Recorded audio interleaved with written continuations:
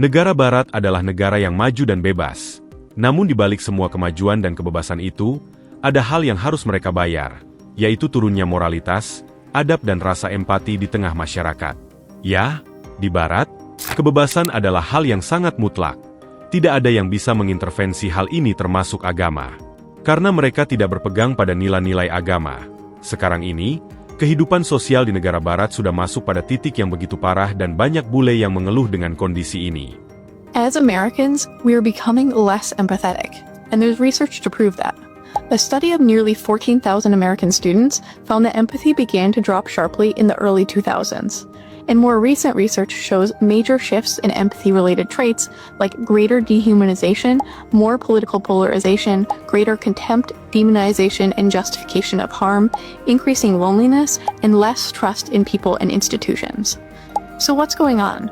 Why are we seeing these huge and honestly pretty disconcerting societal shifts? This is why you will not catch me raising my child for this Yankee. These girls, they have zero manners. Wallahi. If we were not in the US right now, just give all of them dirty slap. Tell me why I was sitting down. I was eating my lunch. I was about to round up. I was finishing my lunch. These girls, 6 girls, they want to come pack themselves inside one tiny table right next to me. Tell me why, as I'm sitting and I'm watching my show, this girl, this blonde girl like this, she just come and grab chair, empty chair next to me instead of asking me. If somebody is sitting next to me, somebody is using that chair like a normal human being. Somebody with sense, somebody who has respect for somebody. Instead of asking me, oh sorry, excuse me, can I please take this empty chair? She just grabbed it like a mongoose. Is she mad? And I just said, okay, Orion, don't worry. Just leave her, it's okay. She's just silly.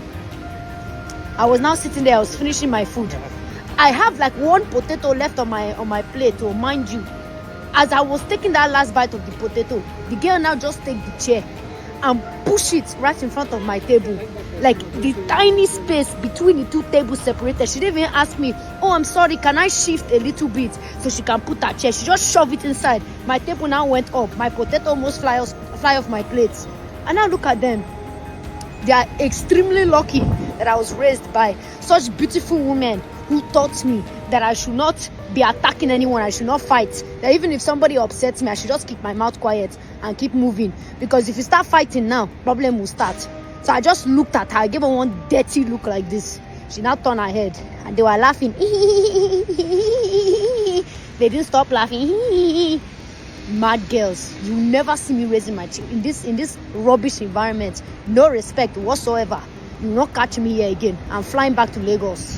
Dari 2 video tersebut, kita bisa melihat bagaimana mereka menyoroti empati dan rasa hormat di negaranya yang semakin memudar.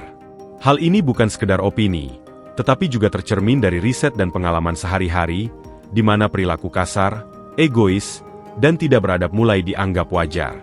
Bahkan salah seorang bule pada video menegaskan kalau tidak ingin membesarkan anaknya di lingkungan seperti itu, menunjukkan betapa buruknya kehidupan sosial di negara Barat.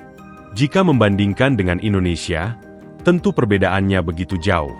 Di negara kita, nilai-nilai agama masih menjadi pegangan utama dan diajarkan sedari kecil, sehingga nilai sopan santun dan rasa hormat masih terjaga, dan banyak warga Barat yang kagum dengan hal ini.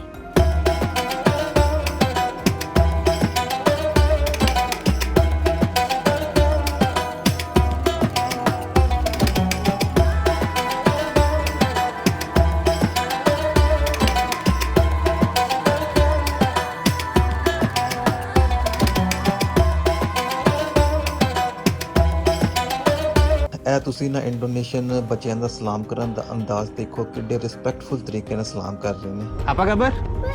Baik. Nama kamu? Ucup. Nama kamu? Adrian. Adrias. Nama pelengkapnya Adrian Fadlan. Adrian. Nama kamu? Danis. Danish. Dia tadi namanya Dante. Boy, balapan. SL. Oke, bye-bye. Bye. Next lagi ya. Hah? Next lagi ya. What you say? Oke, bye-bye. Di Barat, kita tidak akan pernah melihat hal seperti itu. Bahkan ada seorang bule yang berasal dari Australia secara terang-terangan membandingkan kehidupan sosial di Indonesia dengan negaranya sendiri. Menurutnya perbedaan antara Indonesia dan negaranya begitu jauh.